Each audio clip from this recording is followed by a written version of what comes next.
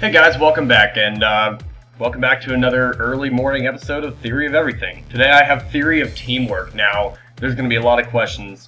Why teamwork? Why is that even a thing? Well, I'm making it a thing for one, so this is actually a first. I've actually never seen any theories around this outside of just some discrepancies online. So, I mean, we're going to dive right into this with my own completely separate ideas. There's no research to back me up this time. So, why do people work in teams, and why/how is it so efficient? Well, on the simplest level, teamwork accomplishes tasks in an easier fashion for the individual by sharing the burden. So basically, if you think about like the assembly line that Henry Ford designed or, well, put to use to build cars, think of it that way. That's literally that's the simplest definition of teamwork I can come up with if you guys have seen that. Teamwork often makes reaching an end goal easier for a group, but obviously then you have to share the pain and share the glory. But it also complicates the process. There are two types of teamwork, active and passive, and they're not what you might think they are. Passive and active, whatever you think they're about to be, that's not what they are, and I'll explain. Passive teamwork is like working to complete a project. Some jobs are dependent on others.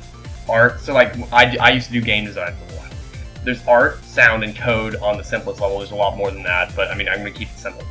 Art has to be designed. The sound is just collected for the most part. The code is written. The art and the code first go together. That way you have a working game, because sound can usually wait a little longer. Sound then gets implemented, and then you have your first iteration of the game.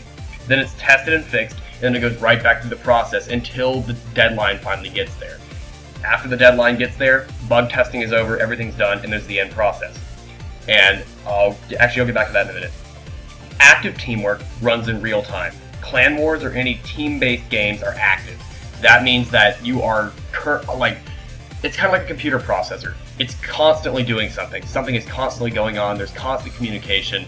And even if you're just talking with a group of friends on Skype or TeamSpeak or whatever your VoIP server is, voice IP server for anyone who didn't catch that, that's active. Even if you're just sharing a conversation, that's active teamwork because you're all participating in it actively at the same time. So enough reiterating the same sentence over and over. It's basically everything all the time. And that's kind of like a Spock-like thought process, where everything has to happen instantly, decisions are made, and that's basically it. It just goes. The other one, the passive teamwork, is more a Kirk-like thought process where everyone has their role to play. I'm kind of bringing this into Star Trek, I know, but this is basically, if you think about it, it's the way they think. Now, it's obviously arguable because I'm just making this up out of my head, but I mean, that's the way I see it, honestly. So different types of teamwork require different types of thinking. That's basically the deadline here.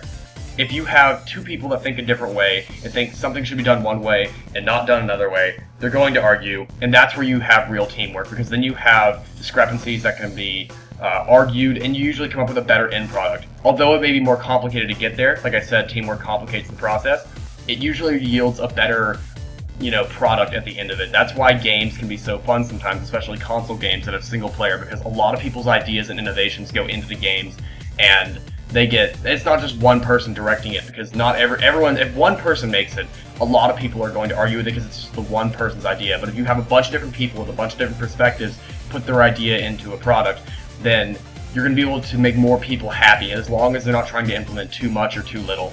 That way they can cover a broader range of audience. That's usually the best idea, and that's part of the reason teamwork works so well as far as creating product lines. Anyway, that's my ideas for Theory of Teamwork. I hope you guys really enjoyed this little commentary. And I know it's been a while since I've done Theory of Everything. I've really just been kickstarting it up again recently. If you have any ideas for new theories, toss them down below. I'd be happy to give my thoughts and commentary on them. And I hope to see you guys next time, next video, next review, whatever you're watching. And I'll see you guys later. Shadowlance out.